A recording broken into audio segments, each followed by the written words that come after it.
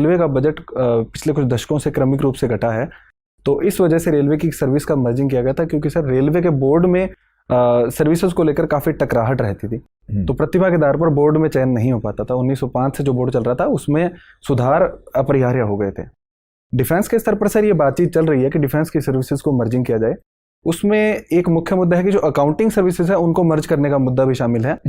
उसके अलावा जो स्टेट सर्विस है उसमें भी डिफेंस पर्सोनल्स का कहना है कि उसमें जो डिसीजन लेने की पावर है वो आर्मी पर्सोनल्स को दी जाए, ताकि जो निर्णय हैं वो त्वरित रूप से लिए जाए। सर इसके आगे जो भी संभावनाएं हैं वो आगे देखनी पड़ेगी कि किस प्रकार। तो आपकी राय में Indian defence account service, Indian civil account service, Indian railway account service, इन सब को मर्ज कर दें और ऑडिट अकाउंट्स को भी शायद इनके सब के साथ मर्ज कर दें, वो ज़्यादा अच्छा उपाय है, या डिफेंस की सर्विसेज को आपस में मर्ज करना बेहतर है? क्योंकि इसका भी लॉजिक समझ नहीं आता। जब सिविल अकाउंट्स है ही आपके पास, उसी कुछ लोग रेलवे में चले जाएं, उसी कुछ लोग डिफेंस में चले जाएं। जब बाकी सारी मिनिस्ट्रीज में सिविल अकाउंट्स के लोग जा सकते हैं, तो इन 2 मिनिस्ट्रीज में ही ऐसा क्या है कि वहाँ अलग सर्विस चाहिए? सर जहाँ तक अकाउंटिंग सर्विसेज को मर्जिंग करने की बात है, वो मर्जिंग हो सकती है, लेकिन कुछ व्यवहारिक समाधान इसके लिए करने होंगे। जैसे कि सर डिफेंस में जो कोड हेड्स हैं वो बहुत अधिक हैं। इसमें 2 प्रकार के मैनुअल्स हैं, उसमें कोड हेड की संख्या हज़ारों में है। ठीक है। और सिविल अकाउंट्स में कोड हेड कम इस्तेमाल किए जाते हैं। वो तो मर्ज हो जाएंगे आपस में। सर उसको पीएफएमएस के साथ इंटीग्रेट करना इसलिए भी मुश्किल है क्योंकि राष्ट्रीय सुरक्षा का मुद्दा है। और उसमें सर ऑनलाइन करने में डिफेंस सर्विसेज की ओर से कुछ आपत्तियां जताई गई है कि इसको ऑनलाइन करेंगे तो साइबर सिक्योरिटी के फ्रॉड्स हैं, वो जो थ्रेट हैं वो इसमें दिखाई दे सकते हैं। तो अभी डिफेंस अकाउंट्स में आप साइबर लेवल पे बिल्कुल नहीं जाते हैं? सर कुछ पेपर पे होता है? सर काफ़ी हद तक अभी पेपर पे काम चल रहा है, लेकिन अभी जो हैदराबाद में इंडियन जो टेक्नोलॉजी सेंटर है वहाँ पर उन्होंने एक प्रबल विकसित करने की ओर बढ़ रहे हैं। आर्म्ड फोर्सेस की तरफ से इसमें सहमति जताई गई है, उस पर अभी काम चल रहा है। उसके अलावा सर पेंशन के स्तर पर डिजिटलाइज किया गया स्पर्श प्लेटफॉर्म है, और अकाउंटिंग स्तर पर ट्यूलिप प्लेटफॉर्म पे अभी काम चल रहा है। ठीक है, तो इसका मतलब ये हुआ कि आपकी राय में अकाउंट सर्विसेज को मर्ज करना ठीक नहीं होगा, लेकिन वैसे डिफेंस सर्विसेज को मर्ज करना बेहतर उपाय हो सकता है। सर अकाउंट सर्विसेज में भी मर्जिंग हो सकती है, लेकिन उसमें सर ट्रेनिंग के स्तर पर और अधिक अच्छे से सारी अकाउंट सर्विसेज को ट्रेनिंग जो मॉड्यूल है उसमें बदलाव करने होंगे। उसके अलावा जो कोड हेड है उसको जो सिविल के कोड हेड है उसके साथ मर्जिंग करने के लिए कुछ उपाय करने होंगे। उसके बाद में सर इस चीज़ की मर्जिंग हो सकती है। अभी हाल ही में कर्नाटका हाई कोर्ट का एक फैसला है जिसको हिजाब विवाद कहते हैं। जी सर, मुझे थोड़ा सा समझाइए कि क्या हम ये कह सकते हैं कि ऐसे फैसले हमारी अब तक की जो धर्मनिरपेक्ष छवि है उस पर हमला है, या उसी का लॉजिकल एक्सटेंशन है?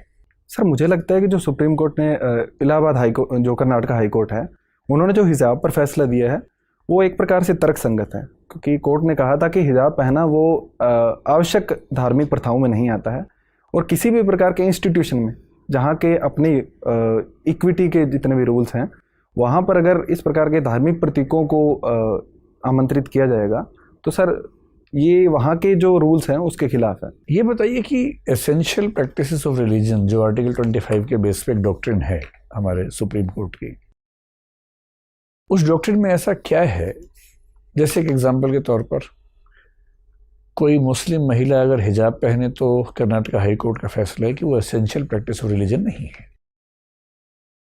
सिख समाज की जो पगड़ी है वो एसेंशियल प्रैक्टिस ऑफ रिलीजन है। ऐसे कौन से पैरामीटर्स हैं जिसके बेस पर अलग अलग धर्मों के लिए ये फैसले हम करते हैं? वो पैरामीटर्स, मतलब मेरी व्यक्तिगत राय है कि पैरामीटर्स बहुत ठोस हैं, लेकिन मैं आपसे सुनना चाह रहा हूँ, समझना चाह रहा हूँ कि वो क्या पैरामीटर्स हैं जिनसे फैसले होते हैं। सर 1955 के आसपास एक विवाद में न्यायालय ने कहा था कि वो जो आवश्यक धार्मिक प्रथाएं उनको निर्धारित करेगा। तो सर जो मुख्य धर्म में कोर बातें लिखी गई है उनके बेस पर शायद आवश्यक जो धार्मिक प्रथाएं उनको निर्धारित किया जाता होगा। जो सिख धर्म है उसमें 5 जो ककार हैं उनके धर्म पर जो पगड़ी है वो केशों को बांधने के लिए आवश्यक समझी जाती है, इस वजह से वहाँ पर अलाउ किया गया।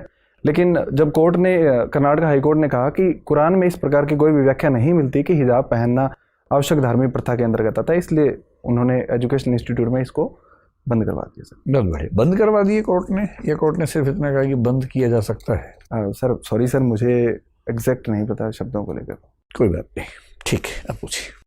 रवि जी सर, आप अर्थशास्त्र के छात्र रहे हैं, मेरा एक प्रश्न है, अगर एक फिल्म निर्माता अपनी मूवी को यूट्यूब पे अपलोड कर दे तो उसके अलावा किन किन क्षेत्रों को आर्थिक नुकसान पहुंचेगा? सर कई प्रकार के क्षेत्र हैं जो मैं सोच पा रहा हूँ। पहला कि सर जो सिनेमा की जो कंस्ट्रक्शन इंडस्ट्री है उसको नुकसान होगा। दूसरा सर जो मॉल में काम करते हैं, सिनेमा के आसपास जो लोग काम करते हैं उनको नुकसान होगा। तीसरा सर जो सिनेमा ले जाने के लिए जो ऑटो रिक्शास हैं, जो किसी भी प्रकार के यातायात के साधन हैं, उनको नुकसान हो सकता है। उसके अलावा सर अभी मैं सोच देखिए, जिस प्रकार से कोविड के संक्रमण बढ़ते जा रहे हैं, तो क्या आपको नहीं लगता कि सिनेमाघरों का विस्तार करने से बीमारी और बढ़ेगी? और अगर किसी मैसेज को हमें बहुत लोगों तक पहुंचाना है तो यूट्यूब पे डालकर वो ऐसा काम भी कर सकता है? माफ़ कीजिए सर, मैं प्रश्न को थोड़ा सा चलिए छोड़िए इसको, कोई इशू नहीं है। हमने अभी पिछले 2 सालों में कोविड काल देखा। जी सर। आपने इस आपदा को अवसर में कैसे परिवर्तित किया? सर कुछ मुद्दों पर मैं मान सकता हूं कि हमने इस आपदा को अवसर में परिवर्तित किया।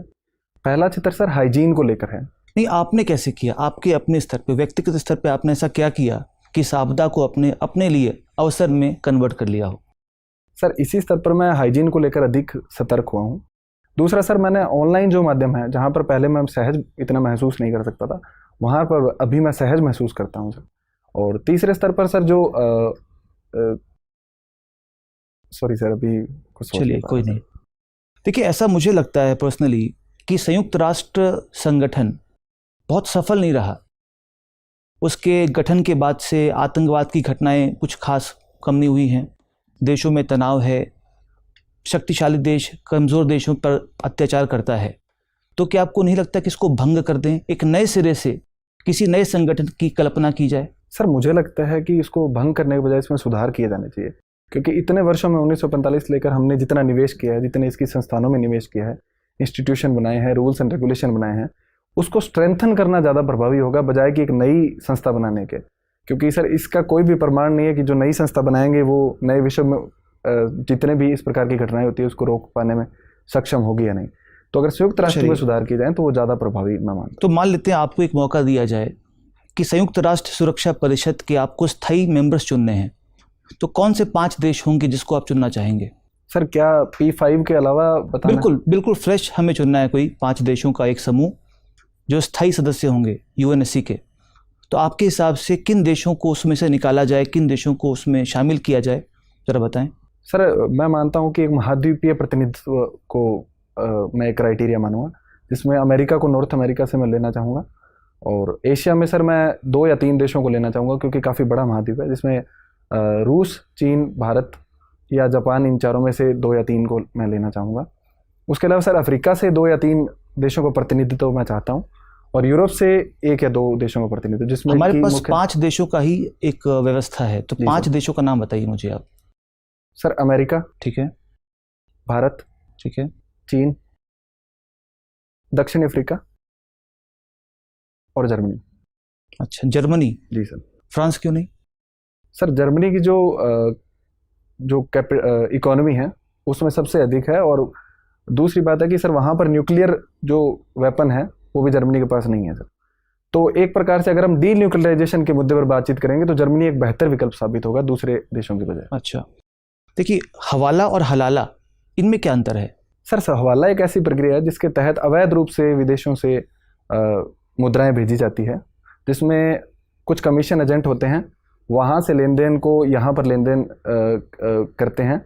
और हलाला है सर वो शायद निगाह हलाला से संबंधित आप पूछ रहे हैं, तो उसमें ये 3 तलाक का एक प्रकार है, जिसमें 3 बार तलाक बोलकर तलाक की प्रक्रिया को अंजाम दिया जाता है। अच्छा, देखिए, हवाला की अगर हम बात करें तो देशों के बीच में इस प्रकार की जो प्रक्रिया है उसको रोकने के लिए या मनी लॉन्ड्रिंग को रोकने के लिए FATF नाम की एक जो बॉडी है उसका गठन किया गया है। जी सर। किसने किया था? सर ये G7 के देशों द्वारा किया गया था, जिसमें मुख्यतः G7 देशों की एक मीटिंग में FATF का गठन किया गया था। एग्जैक्ट सर जो ईयर है वो मैं भूल रहा हूँ। चलिए कोई नहीं। तो इसमें ग्रे सूची क्या होती है FATF में? सर ग्रे सूची में उन देशों को रखा जाता है जो व्यापक निगरानी के तहत कार्य करते हैं और जिन पर भविष्य में सैंक्शंस लगाए जा सकते हैं। कोई देश ऐसा है जिसको रखा गया उसमें? सर पाकिस्तान को अभी हाल ही में ग्रे सूची में रखा गया है। और किन्हें रखा गया ब्लैक सूची में? सर 2 देश हैं, ईरान और उत्तर कोरिया, जिनको ब्लैक सूची में रखा गया। चलिए, thank you. Thank you sir. Ravi ji madam, आपके गांव का नाम बड़ा यूनिक है। जी मैडम। क्या मतलब है इसका? मैडम मेरे गांव है जो पहले एक मरुस्थल का क्षेत्र था, इंदिरा गांधी नहर आने के बाद में ये चित्र पूरी तरीके से परिवर्तित हो गया। तो एक प्रकार से नहर के योगदान को देखते हुए नहर से जो छोटी वितरिकाएं निकलती है जिनको माइनर कहते हैं, उनसे जो पानी की निकासी के द्वार होते हैं, उनके द्वारों के नाम पर गांव का नाम रखा गया है। तो डीएम का मतलब है कि डबजाल एडजॉइनिंग माइनर, जो इंदिरा गांधी की एक छोटी माइनर है जो डबजाल गांव से होकर प्रवाहित होती है, उसके नाम पर सर इसका नाम रखा गया। बहुत बढ़िया। ये बताएं कि क्या इंदिरा गांधी कैनाल आने के बाद से जो वहाँ का एग्रीकल्चर है उस पर कुछ बुरा प्रभाव भी पड़ा है? जी मैडम, कुछ कुप्रभाव मैं देख सकता हूँ। जैसे कि जो सॉइल सैलिनिटी की समस्या है वो वहाँ पर आई है, जिसको स्थानीय भाषा में सेम कहा जाता है। दूसरा कि फसल प्रतिरूप में विकृति उत्पन्न हुई है। जो गेहूं और चावल की फसलें हैं उन पर ज़्यादा ध्यान दिया गया है, जिससे लैंड डिग्रेडेशन और भूमि की गुणवत्ता प्रभावित हुई है। तीसरा, वहाँ पर जो कीटों और नए रोग, मलेरिया जैसे रोग हैं, उनकी संख्या में वृद्धि देखी जा सकती है। बिल्कुल। आप डिफेंस सर्विसेज से एसोसिएटेड हैं। जी मैडम। भारत में डिफेंस एक्सपेंडिचर कितना है? मैडम, डिफेंस का बजट टोटल 5,25,000 करोड़ रुपए का है, जिसमें 1,60,000 करोड़ रुपए कैपिटल एक्सपेंडिचर के रूप में है। और कितना हम एक्सपोर्ट और इम्पोर्ट करते हैं डिफेंस में? मैडम, जो कैपिटल एक्सपेंडिचर है उसका 60% हम लोग इंपोर्ट करते हैं, उसके अलावा बाकी हम लोग घरेलू बाजार से उत्पादित करते हैं। एक्सपोर्ट के एग्जैक्ट डेटा नहीं पता, लेकिन टोटल वर्ल्ड के एक्सपोर्ट का 0.2% इंडिया का शेयर है मैडम। बहुत कम है। जी मैडम। ऐसे कोई 3 तरीके बताएं जिससे कि हम अपना एक्सपोर्ट बढ़ा सकें। मैडम, पहला जो सरकार जिन पे काम भी कर रही है, पहला की है कि जो स्थानीय उद्योग हैं उनको हमें बड़ी मात्रा में सरकारी जो PSUs है या स्वतंत्र रूप से उनको उत्पादन में लगाना होगा। दूसरा, विदेशों के साथ में टेक्नोलॉजी ट्रांसफ़र के जो एग्रीमेंट है उनको साइन करने पड़ेंगे। और तीसरा, मैं ये मानता हूँ कि एक व्यापक इकोसिस्टम डेवलप करना पड़ेगा जिससे हम लोग एक्सपोर्ट अच्छे से कर सकते हैं। क्या अभी हाल ही में हमने कुछ एक्सपोर्ट किया भी है या एक्सपोर्ट एग्रीमेंट साइन किया है जो कि काफ़ी महत्वपूर्ण हो हमारी एक्सपोर्ट पॉलिसी के लिए? जी मैडम, फिलीपींस के साथ में $375 मिलियन का ब्रह्मोस मिसाइल का हमने एग्रीमेंट साइन किया है। उसके अलावा आर्मेनिया के साथ में सवाती रडार का हमने एग्रीमेंट साइन किया है। बहुत बढ़िया। अच्छा, मुझे ये बताएं, आप तो बहुत सारे डिफेंस सिस्टम्स के बारे में जानते होंगे। ऐसे कौन से 5 वेपन सिस्टम्स हैं इंडियन डिफेंस के पास जिन्हें हम अपनी सुरक्षा का स्तंभ मान सकते हैं? मैडम, आर्मी के स्तर पर बोलूँ तो T-90 टैंक और अर्जुन टैंक है, वो मेन स्तंभ है। उसके अलावा जो हमारी IMDB कार्यक्रम के तहत जो मिसाइल्स हैं वो दूसरा रक्षा का स्तंभ है। तीसरा, जो हमारी न्यूक्लियर सबमरीन है वो हमारी रक्षा का स्तंभ है। चौथा, एयरफोर्स स्तर पर राफेल विमान है, वो हमारी रक्षा का स्तंभ है। और पांचवा, जो हमारा रडार सिस्टम है जो कि दुश्मनों और अवॉक सिस्टम है, वो हमारी रक्षा का स्तंभ। बिल्कुल सही। अगर आपका चयन हो जाता है, आपको एक जिले का, अपने ही जिले का कहिए, DM बना दिया जाता है, तो आप महिला सशक्तिकरण के लिए क्या एकदम कॉन्क्रीट स्टेप्स उठाएंगे? मैडम, मैं सबसे पहले मेरे ऑफिस से स्टार्ट करूंगा। मेरे ऑफिस के अंदर जितनी भी महिलाएं काम कर रही हैं मैं उनको प्रोत्साहित करूंगा और एक समिति बनाऊंगा जिसमें महिला सदस्यों को रखकर इस कार्य के लिए एक योजना तैयार करूंगा। उसके बाद में मैडम, मैं जितने भी SDM और BDO हैं उनके स्तर पर एक मीटिंग लूँगा और उन्हें अपनी योजना के बारे में बताऊँगा। सबसे महत्वपूर्ण काम मैडम मैं जो करूँगा वो ग्राम सभा के स्तर पर करूँगा। ये देखा जाता है कि ग्राम सभा की मीटिंग्स गाँवों के स्तर पर बहुत कम मात्रा में होती है। मैं खुद वहाँ पर कुछ गाँवों का दौरा करूँगा और कुछ गाँवों का वीडियो कॉन्फ्रेंसिंग के जरिए वहाँ पर वैल्यूएबल इनपुट लूँगा और वहाँ पर जो सरकार की योजनाएं हैं और जो कार्यक्रम हैं उनको इम्प्लीमेंट करूँगा। दूसरा, महिला साक्षरता के स्तर पर मैं जो भी सरकारी योजनाएं हैं उनके अच्छे से इम्प्लीमेंट के लिए एक प्रगति रिपोर्ट भी मंगवाऊंगा। तीसरा, जो विमेन का हेल्थ है उसमें जो ग्राउंड लेवल के कार्यकर्ता हैं, जैसे आशा कार्यकर्ता है, ANM कार्यकर्ता है, उनको एक प्रकार से प्राइज की व्यवस्था करके उनको अच्छे काम के लिए प्रोत्साहित करूँगा, जिससे ये काम अच्छे से कर पाऊँगा। अच्छा, अगर इकोनॉमिक, एजुकेशनल एम्पावरमेंट और फाइनेंशियल एम्पावरमेंट से किसी एक को चुनना हो महिलाओं के लिए, किसे चुनेंगे? मैडम, मैं एजुकेशनल एम्पावरमेंट को चुनूंगा। अच्छा, फाइनेंशियल एम्पावरमेंट को नहीं चुनेंगे? मैडम, अगर एक को चुनना होगा तो एजुकेशनल एम्पावरमेंट को चुनूंगा। ठीक है। एक बॉडी बनाई है सरकार ने, national data and analytics platform. जी मैडम। क्या कार्य करती है ये बॉडी? सॉरी मैडम, मैंने इसके बारे में सुना नहीं है, मैं जाके इसके बारे में देखूंगा। चलिए, एक सिचुएशन ले लेते हैं कि आपके सबऑर्डिनेट्स आपकी बात मानने से मना कर देते हैं और वो किसी भी तरीके से अपने स्टैंड से हिलने के लिए तैयार नहीं है, क्या करेंगे आप? मैडम, मैं सबसे पहले जो सबऑर्डिनेट्स हैं उनसे बातचीत का विकल्प अपनाऊंगा और उनसे उनकी जो नाराज़गी है या फिर जो वो मेरी बात नहीं मानते हैं उनके कारणों पे बातचीत करूँगा कि क्या कारण है कि वो मेरी बात नहीं मान रहे हैं। उनसे प्रॉपर कम्युनिकेशन करूँगा कि हो सकता है किसी कम्युनिकेशन गैप की वजह से वो मेरी बात नहीं मान रहे हैं, और अगर फिर भी मैं उम्मीद करता हूँ कि मैं उनसे बातचीत के द्वारा हल निकालने में सफल हो पाऊँगा। और अगर ऐसा नहीं हो पाता है तो मैडम जो किसी सीनियर की जो रिटर्न ऑर्डर हैं मैं लिखित में उनको ऑर्डर दूंगा, जिससे कि उनके लिए बाध्यकारी हो जाएगा कि वो मेरी बात माने। मेरा अंतिम सवाल, अरुणाचल प्रदेश की कैपिटल क्या है? मैडम ईटानगर है। धन्यवाद। Thank you ma'am. Ravi Kumar ji, आप राजस्थान से आते हैं जी मैम। मुझे बताइए, राजस्थान को रंगीला राजस्थान क्यों कहते हैं? मैडम राजस्थान के बारे में कहा जाता है कि प्रकृति ने यहाँ पर भूरे रंग के अलावा कुछ भी नहीं दिया, तो राजस्थान वासियों ने इस चुनौती का सामना रंग बिरंगे चित्रों के द्वारा किया है। वहाँ की लोक कला, लोक संस्कृति, लोक चित्र, इस सभी में चटकीले रंगों का प्रयोग अधिक मिलता है, तो इसलिए राजस्थान को रंगीला राजस्थान है। अच्छा, जेंडर कलर पेयरिंग के बारे में सुना है आपने? माफ कीजिए मैडम, इस अच्छा, शब्द से मैं परिचित नहीं हूँ। आपने पिंक फॉर गर्ल्स और ब्लू फॉर बॉयज जी इसके मैम। बारे में सुना है? जी मैम। क्यों है ऐसा? गुलाबी रंग महिलाओं के लिए और नीला रंग पुरुषों के लिए, क्या कारण हो सकता है इसके पीछे? मैम एक कारण मैं ये सोच पा रहा हूँ कि गुलाबी रंग है वो हल्का रंग है, लाइट रंग है और शांति का प्रतीक इसको माना जाता है, और नीला रंग है वो चटकीला रंग है, थोड़ा भड़काऊ रंग है, और पुरुषों को जनरली थोड़ा अधिक साहसी, क्रोधी आदि उपाधियों से सुसज्जित किया जाता है। तो एक ये कारण मैडम मैं सोच पा रहा हूँ। अच्छा, तो अगर आपको एक कलर चुनने को कहा जाए जिसमें दोनों के गुण आ जाएं, तो आप कौन से रंग को चुनेंगे जो महिलाओं और पुरुषों दोनों के गुणों को समाहित करे अपने अंदर? कोई एक कलर? सफेद रंग मैं चुनूंगा, मेरा पसंदीदा रंग भी है। अच्छा, ठीक है। आपने अपने शौक में लिखा है HIIT, high intensity interval training, आप करते हैं? जी मैडम। नियमित रूप से करते हैं? मैडम वीक में 4 या 5 दिन में करता हूँ। क्या क्या करते हैं उसमें आप? मैडम मैं बर्पीज करता हूँ, कमांडो ट्रेनिंग करता हूँ, उसके अलावा lunges, squats, jumping squats, running में मैडम मैं जनरली स्प्रिंट्स करता हूँ, उसमें 20 सेकंड स्प्रिंट, 20 सेकंड ब्रेक, उसको गिबाला टेक्निक बोलते हैं, वो जनरली मैं करता तो रनिंग ये तो आप ट्रेडमिल पे करते होंगे? नहीं मैडम, मैं जहाँ भी मौका मिलता है वहाँ कर लेता हूँ, अगर पार्क हो तो सबसे अच्छी चीज़ है, वरना ट्रेडमिल पे। अच्छा, तो ये बताइए, अगर कोई व्यक्ति 2 पैरों से भागता है यानी कि मनुष्य, और जानवर जो 4 पैरों से भागता है, दोनों में से ज़्यादा तेज कौन भागेगा? मैडम ये बॉडी साइज पे और आकारिकी पे ज़्यादा निर्भर करेगा। हाँ, कि कुछ जानवरों में 4 पैर होते हैं लेकिन फिर भी हम उनसे तेज भाग सकते हैं, और कुछ जानवरों में 4 पैर होते हैं जैसे कि घोड़ा, वो हमसे तेज भाग सकता है। तो शायद शरीर की जो आकार है, आकारिकी है, उस पर अधिक निर्भर करेगा। उस पर अधिक निर्भर करेगा। ठीक है।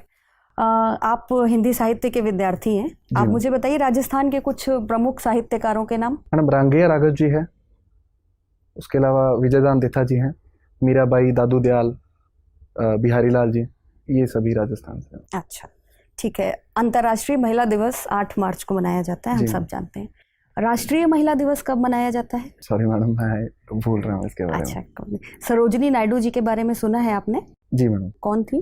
मैडम इनको भारत कोकिला के नाम से जाना जाता है।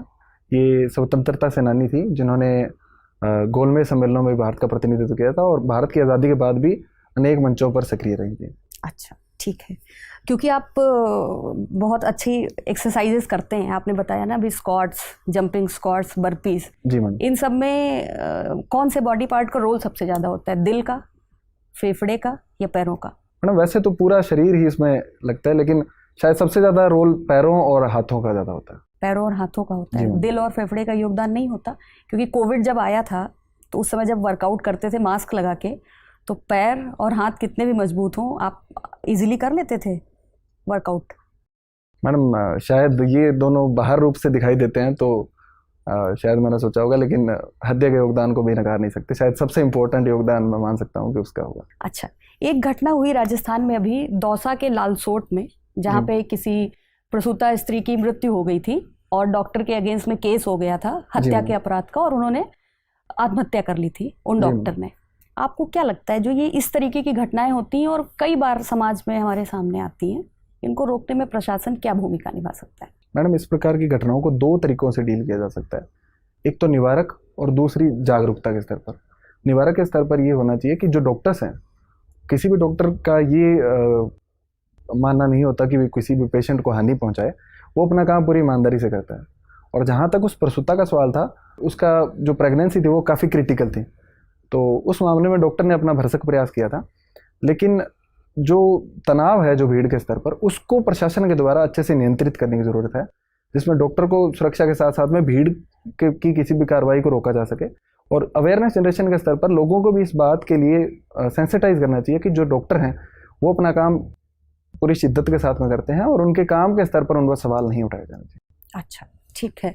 आप हिंदी साहित्य के कौन से कवि को पढ़ना सबसे ज़्यादा पसंद करते हैं? मैडम अज्ञेय जी और सूर्यकांत त्रिपाठी निराला जी को मैं पढ़ना पसंद करता हूँ। निराला की कौन सी पंक्तियाँ आपकी पसंदीदा हैं? मैडम उनकी कविता राम की शक्ति पूजा है, वो पूरी कविता ही एक प्रकार से मेरे लिए प्रेरणा का कार्य करती है। क्यों? मैडम उस कविता में दिखाया गया है कि किस प्रकार से व्यक्ति अगर ठान ले तो वो शक्ति की कठोर साधना के द्वारा किसी भी स्थिति पर विजय पा सकता है, इसलिए आपको। और जी। अज्ञेय जी की? अज्ञेय जी की मैडम असाध्य वीणा मुझे काफ़ी पसंद है। असाध्य वीणा आपको अच्छी लगती है, ठीक है। रवि, जी सर। आपको स्मॉल फार्मिंग एक्सपेरिमेंट्स करना पसंद है? जी सर। तो किस तरीके के एक्सपेरिमेंट करते हैं आप? सर कई स्तरों पर एक्सपेरिमेंट्स करता हूँ। जैसे कोई एक बताइए।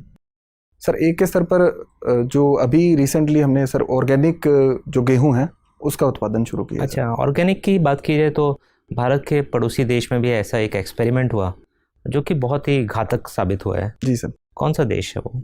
सर श्रीलंका में ऐसा हुआ है। तो श्रीलंका में जो इकोनॉमिक क्राइसिस चल रही है उसके अगर 2-3 मूल कारण बताने हो तो कौन से कारण है? सर पहला तो कोविड-19 जो बीमारी है उसकी वजह से वहाँ का जो एक मुख्यतः टूरिज्म ड्रिवन इकोनॉमी है उसको नुकसान हुआ है। दूसरा सर जो एग्रीकल्चर में उनके द्वारा डिसीजन दिए थे कि कोई भी कृत्रिम फर्टिलाइजर या ऑर्गेनिक फार्मिंग पे शिफ्ट कर लिया था उन्होंने, फिर उसको वापस ले लिया गया। जी सर। और तीसरा सर उनकी जो राजनीतिक और आर्थिक नीतियाँ हैं वहाँ पर भ्रष्टाचार बहुत अधिक है, तो उन नीतियों को मैं अच्छा, अभी तो वहाँ एक जो वहाँ के शासन में जैसे भारत में भी हम लोग सुनते हैं कि परिवारवाद काफ़ी हावी रहता है। जी सर। तो एक समय में राजपक्सा फैमिली के कितने मेंबर्स थे वहाँ की सरकार में? अभी तो उन्होंने रिज़ाइन कर दिया कई मेंबर्स ने, लेकिन जब सारे थे तो कितने मेंबर्स थे? सर बताया जाता है कि 40 से अधिक परिवार है वो सरकार के विभिन्न पदों पर कार्यरत थे। और कैबिनेट की बात की जाए तो? सॉरी सर एग्जैक्ट नंबर अच्छा, नहीं पता। ठीक है। मुझे ये बताइए कि कभी कभी हम सुनते हैं कि भारत को एक टू फ्रंट सिचुएशन का सामना करना पड़ सकता है। जी सर। तो ये टू फ्रंट सिचुएशन कैसी सिचुएशन होगी? सर टू फ्रंट सिचुएशन की जो एक तरफ पाकिस्तान के साथ में और दूसरी चाइना के साथ में हमें युद्ध जैसी स्थिति का सामना करना पड़ सकता है। तो ऐसे समय के लिए भारत को कैसी तैयारी करनी चाहिए? सर जो पाकिस्तान के साथ में युद्ध होगा वहाँ पर हमें तीनों सेनाओं का प्रयोग अधिक करना पड़ेगा। चाइना के साथ में थल सेना मुख्य रूप से रहेगी, उसके साथ में एयरफोर्स भी उसकी सहायक की भूमिका में रहेगी। तो एक प्रकार से मैं कहूँ तो एक थिएटर कमांड के स्तर पर हमें प्रयास करने चाहिए ताकि तीनों सेनाओं में अच्छे से कोऑर्डिनेशन करके हम इस स्थिति से निपट सकते हैं। ठीक बात है। आप मुझे ये बताइए कि लगातार चाइना ने यूएस पे ये आरोप लगाया है कि वो जो एशिया पैसिफिक है, क्योंकि वो इंडो पैसिफिक नहीं कहता है, वो एशिया पैसिफिक टर्म ही यूज़ करता है, वहाँ जो यूएस है वो एक 5-4-3-2 स्ट्रैटेजी यूज़ कर रहा है। तो क्या है ये 5-4-3-2? 2 यहाँ बायलेटरल रिलेशंस हैं और ये अलग अलग ग्रुपिंग्स के नाम हैं। सॉरी सर इसके बारे में मैं अवेयर नहीं हूँ, मैं जाके कुछ अंदाज़ा लगा पाएंगे? 5 अगर 4 जैसे क्वाड है तो 5 क्या है, 3 क्या है? सर 3 से मतलब ऑकस से होना चाहिए। बिल्कुल। 2 से मतलब अमेरिका का कोई बायलेटरल रिलेशंस हैं। 2 सर इंडिया हो सकता है। 5 में सर P5 या फिर सॉरी सर मुझे इसके आप बारे में देख ज़्यादा लीजिएगा। अंदाजा नहीं लगा। मुझे ये बताइए कि वेब 3.0 काफ़ी चर्चा में है कि अभी हम लोग वेब 2.0 यूज़ कर रहे हैं, तो वेब 3.0 और 2.0 में क्या फ़र्क आएगा? सॉरी सर इसके बारे में खुद को अपडेट नहीं कर पाया हूँ सर।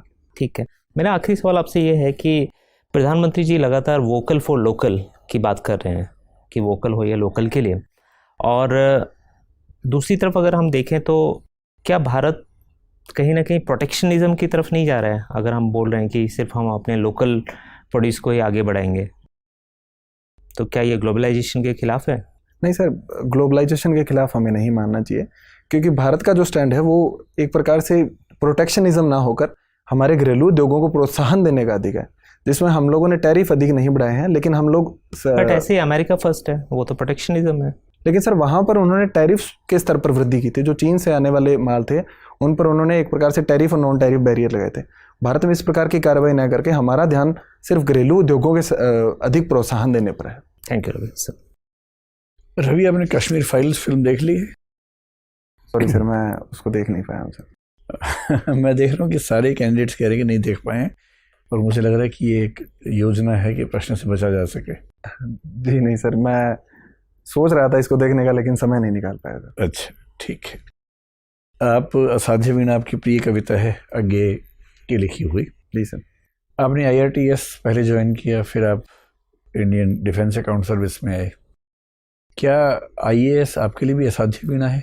नहीं सर, मैं मानता हूँ कि IAS असाध्य वीणा नहीं है। मैं इसके लिए प्रयास कर रहा हूँ, और एक प्रकार से सर मैंने बहुत डेडिकेटेड होकर इसके लिए प्रयास किए हैं।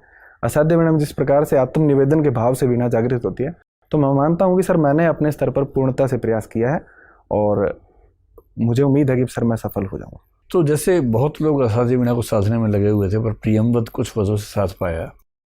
IAS बनने के लिए बहुत लोग लगे हुए हैं, आपने ऐसा अलग से क्या किया कि आप इसके प्रियमवत मान लिए जाएं? सर मेरे में उस चीज़ को लेकर डेस्परेशन नहीं है कि मैं अगर IAS नहीं बनूंगा तो मैं ज़िंदगी में कुछ नहीं कर पाऊंगा या ऐसा कुछ।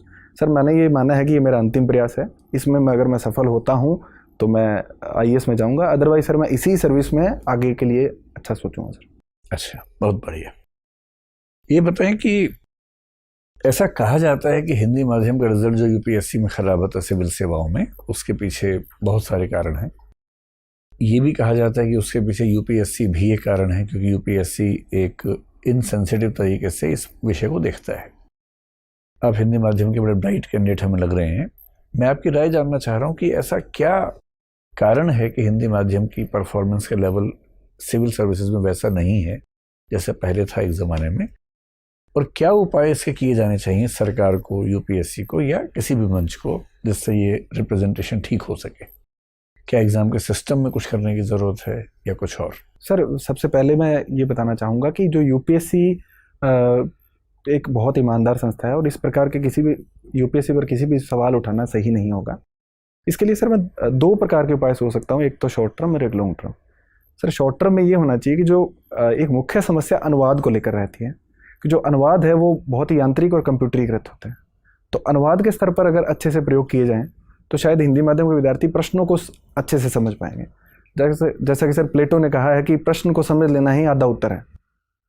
और सर इसके अलावा सर लॉन्ग टर्म पर्सपेक्टिव में मैं बात करूं तो सर इसमें जो एजुकेशन सिस्टम है उसमें सर भारतीय भाषाओं को हमें अधिक सम्मिलित करना होगा। जैसा कि अभी इंजीनियरिंग और मेडिकल कॉलेज में हम मेडिकल स्तर पर हम लोग भारतीय भाषाओं को शामिल कर रहे हैं, तो उनके स्तर पर प्रोत्साहन देने की अधिक आवश्यकता है। सर जो तकनीक का विकास है वो असमानताओं को कम करता है या बढ़ाता है? मुझे दो एग्जाम्पल देके समझाइए, कुछ ऐसे संदर्भ जहाँ तकनीक के विकास ने असमानताओं को या विषमताओं को बढ़ाया हो, और दूसरा जहाँ तकनीक के विकास ने विषमताओं को कम किया हो। सर एक उदाहरण से मैं दोनों समझाने का प्रयास करूंगा। ठीक है। सर मोबाइल फ़ोन है, तो उसने एक प्रकार से जो हमारा सूचना का अधिकार है उसके स्तर पर सारों को समान प्लेटफॉर्म पर रखा है कि एक गरीब से गरीब व्यक्ति भी इंटरनेट के माध्यम से सूचना ग्रहण कर सकता है। वही मोबाइल फ़ोन और इंटरनेट अगर महंगा है तो एक प्रकार से उसने डिजिटल डिवाइड को बढ़ावा दिया है कि जो हायर क्लास के लोग हैं उसको अच्छे से अफोर्ड कर सकते हैं, और जो गरीब बच्चा है, गरीब स्टूडेंट है, उसको अच्छे से अफोर्ड नहीं कर सकता। ठीक है रवि, एक आखिरी सवाल मेरा ये है कि एक डॉक्ट्रिन है हमारे संविधान में, संविधान का मतलब सुप्रीम कोर्ट ने इंटरप्रिटेशन में उसका जिक्र किया, वो है डॉक्ट्रिन ऑफ हार्मोनियस कंस्ट्रक्शन, समन्वयकारी निर्वचन का सिद्धांत। ये क्या सिद्धांत है और किस किस रेफरेंस में इसका इस्तेमाल किया जाता है? सर मैं पूरी तरह से इससे अवेयर नहीं हूँ, लेकिन इसका मतलब ये है कि अगर किसी भी सूची में कोई मद शामिल है, तो अगर मंशा किसी सरकार की सही है, तो दूसरे सूची जैसे राज्य सूची के विषय पर भी अगर संघ कानून बनाती है तो उसको असंवैधानिक घोषित नहीं किया जाएगा। ठीक है, चलिए रवि आपका नाम है, और रविन्द्रनाथ टैगोर हमारे स्वाधीनता संग्राम के दौर के बहुत महान व्यक्ति हुए। जी सर। ऐसी 5 समानताएं जो आप में और उनमें हो, और हम मतलब काल्पनिक नहीं, असली।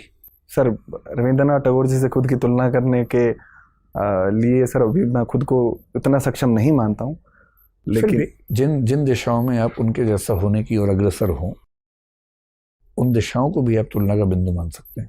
सर एक ये है कि साहित्य में उनकी रुचि थी, साहित्य में मेरी रुचि है। ठीक है। दूसरा कि सर वो अपने विचारों को लेकर काफ़ी दृढ़ थे, और मैं भी अपने विचारों को लेकर काफ़ी दृढ़ हूँ। जब तक कि सर मुझे लगता है कि मैं गलत नहीं हूँ तो मैं अपने विचारों में परिवर्तन करता हूँ, अदरवाइज सर विचारों की दृढ़ता मेरे में है। तीसरा कि सर उनके अंदर लीडरशिप क्वालिटी थी, मैं भी मानता हूँ कि सर मैं लोगों से जुड़ाव रखता हूँ, लोगों से संवाद करने में खुद को अच्छा मानता हूँ।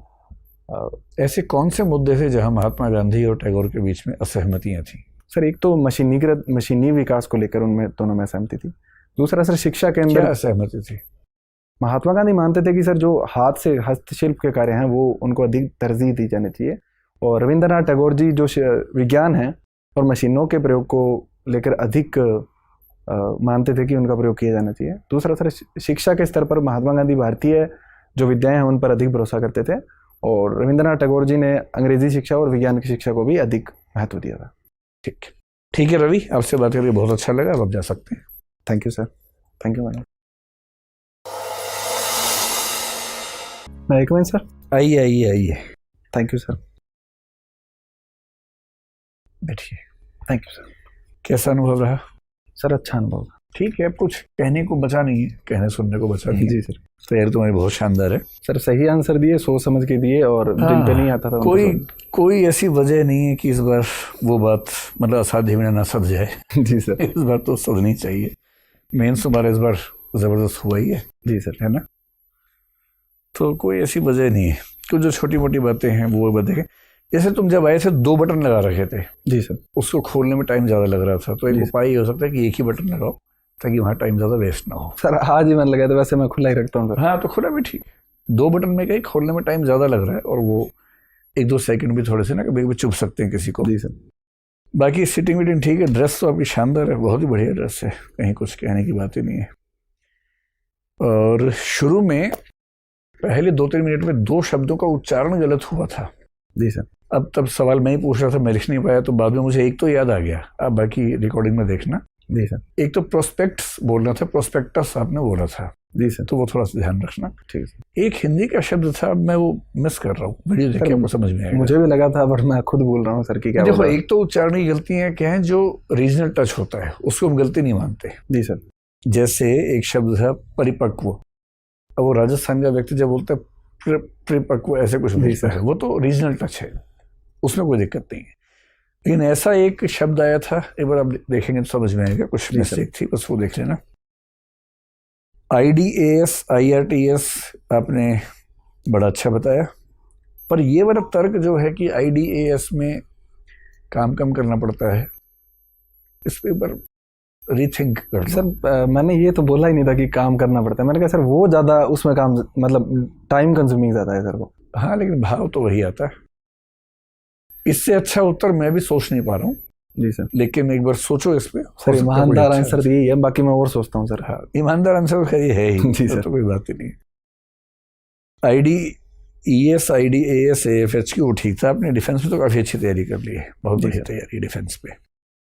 हिजाब वाला भी आपका एनालिसिस ठीक था। उसमें बस ये ध्यान रखना कि सुप्रीम हाई कोर्ट ने सिर्फ इतना कहा है कि अगर किसी इंस्टीट्यूशन के पास यूनिफॉर्म लगाने का अधिकार है तो वो ऐसा कर सकता है। जी सर। ये कोई कंपल्शन नहीं है, ठीक है। ये स्टेट गवर्नमेंट को डिसाइड करना है, अगर वो करना चाहे तो करे, ना करना चाहे तो ना करे। जैसे अभी भी केंद्रीय विद्यालय में हिजाब अलाउड है। जी सर। वो सेंटर को डिसाइड करना है, सेंटर की पॉलिसी अब तक है तो चल रहा है। तो ये क्योंकि शिक्षा दोनों के पास है ना, स्टेट के पास भी सेंटर के पास भी, तो वो हर जुरिस्डिक्शन में चलेगा। जो सजेशन देना है आपको बेसिकली, एक तो जो पिछले साल की तुलना में ज़्यादा है वो है पॉज। आपका प्रश्न सुनने के बाद जवाब देने से पहले का जो समय है थोड़ा सा ज़्यादा है, और वो थोड़ा सा आर्टिफिशियल लगता है। अब ये जानबूझ के आप कर रहे हैं या इतना टाइम सच में सोचने में लग रहा है, और उस टाइम तक आप देखते रहते हैं मेंबर को भी, तो मुझे नहीं लगता कि मेंबर को देखते हुए सोच पाते होंगे ज़्यादा कुछ। सर मैं फ्रेम करने का ट्राई करता हूँ सर, जैसे मुझे लगता है कि थोड़ी फ्रेमिंग में इशू है, मैं आंसर को अच्छे से फ्रेम करने के लिए जैसे कर रहे हो ना उतना ठीक है। अभी जैसे पॉज आपने बहुत कम लिया। जी सर। उस समय थोड़ा सा ज़्यादा है, इसको आप देखना वीडियो में। हम सबकी सहमति इस मामले में कि पॉज थोड़ा ज़्यादा है और चुभने वाला है। ठीक है सर। उसे थोड़ा सा कम करो, बस स्पेशली ऐसे प्रश्न में जहाँ सोचने की ज़रूरत समझ में नहीं आ रही है, वहाँ भी पॉज आए तो फिर वो चुभता है। तो जो आज के बोर्ड का सबसे महत्वपूर्ण सुझाव है वो है पॉज कम करने का। दूसरा, शुरू के कुछ प्रश्नों के उत्तर में हिंदी के बहुत कठिन शब्दों का इस्तेमाल आप कर रहे थे, जो यहाँ तो हम सब समझ रहे हैं। इन यूपीएससी में चांसेस हैं कि 2-3 मेंबर्स ना समझ पाए। जैसे अविवेकपूर्ण एक शब्द आया था, जी सर, और वो 2-3 शब्दों के साथ जुड़ के आया था, वो शब्द भी अपने आप में मुश्किल थे। तो बेहतर है कि जहाँ लगे कि बहुत कठिन शब्द है, या तो अंग्रेजी में साथ में उसका अनुवाद कर दीजिए, या सामान्य अंग्रेजी का शब्द बोल देंगे तो बेहतर रहेगा। जी सर। ये शुरू के 3-4 मिनट में ज़्यादा है, जब देखेंगे तो समझ में आएगा। हलाला आपने गलत बताया, हवाला और हलाला की तुलना में। हलाला तो अगर कोई मुस्लिम व्यक्ति तलाक दे दे पत्नी को, उसके बाद फिर उसी महिला से शादी करना चाहे, तो एक नियम है कि उस महिला को पहले किसी और व्यक्ति से शादी करनी होगी और विवाह को मुकम्मल करना होगा फिजिकल रिलेशंस के रूप में। उसके बाद वहाँ से तलाक मिलेगा, फिर वो व्यक्ति अपनी पत्नी से पुनः शादी कर पाएगा। इसको बोलते हैं हलाला। जी सर। तो वो 3 तलाक वाला मामला नहीं है, वो अलग चीज़ है 3 तलाक वाली, ठीक है।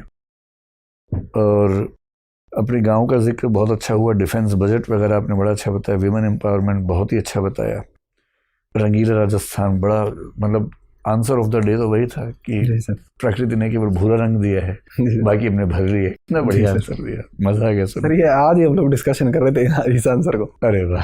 जी सर, मतलब प्रश्न भिड़ गया आपका। जी सर। पेपर लीक हो गया है ना। आपकी जो फिजिकल ट्रेनिंग वाला है वो भी अच्छा है, जहाँ उसमें आप फंसे थे हार्ट और लंग्स वाले मामले में, बहुत जल्दी आपने मैनेज कर लिया, माफ़ी मांग के। जी सर। वो ठीक किया। उसमें तो हार्ट और लंग्स की भूमिका ज़्यादा होती ही इन सब चीज़ों में, तो थोड़ा सा अपेक्षा थी। यूपीएससी में क्या रिफॉर्म्स होने चाहिए हिंदी मीडियम को लेके, वो भी ठीक है। मैं बैलेंस देखना चाहता था, बैलेंस आपका बड़ा अच्छा था। टैगोर वाले में भी आपने ठीक से मैनेज किया, तो कहीं कोई दिक्कत नहीं है। एक आध क्वेश्चन करंट अफेयर्स का कोई चूका है आपसे, जो कि बहुत जेन्युइन है, इतना चूक ही जाता है, लेकिन फिर भी अगर देखना ही है तो करंट अफेयर्स से एक बार देख लीजिए। सर मैं सोच रहा हूँ कि इस बार वाइल्ड गेस के बजाय एक सॉरी बोल दो, थोड़ा सा मेरे को भी पॉज मिल जाएगा। दिक्कत नहीं है, एकदम सॉरी बोलो जहाँ दिक्कत है। जी सर। एकदम सॉरी बोलिए। कश्मीर फाइल्स नहीं देखी है बचाओ? नहीं देखी अभी तक। तो देख लो यार। जी सर। मैं चाह रहा हूँ कि आपके इंटरव्यू में डिबेटेबल इश्यूज ज़्यादा रहें। जी सर। क्योंकि आप डिबेट्स को अच्छे से हैंडल करते हैं, तो जितने डिबेटेबल इश्यूज होंगे उतनी संभावना आपकी बढ़ेगी, आगे बढ़ देगी। और सर मैं तो ये सोच रहा था कि इसको देखूं और क्वेश्चन को फेस करूं, जरूर देखो और फेस करो। जी सर। क्योंकि मैं जितने लोगों से पूछ रहा हूँ सब कर देखी नहीं हमने, तो मैं प्रश्न लेके बैठा हूँ सुबह से, कोई मिल ही नहीं रहा मुझे। चलिए, मतलब कुछ कहने की जरूरत नहीं है, सब बढ़िया है। इस बार 2 साल के लिए मसूरी की तैयारी करो और बढ़ो आगे। जी sir. All the best. Thank you. कुछ पूछना है आपको? सर अभी तो कुछ नहीं पूछना, मेन वही क्वेश्चन था सर IRTS वाला, वो थोड़ा मैं सोच लेता हूं। सोचो, बैठते हैं अलग से। जी सर। बैठ जाते हैं, ठीक है, जाइए, शुभकामनाएं। Thank you sir. Thank you ma'am. All the best.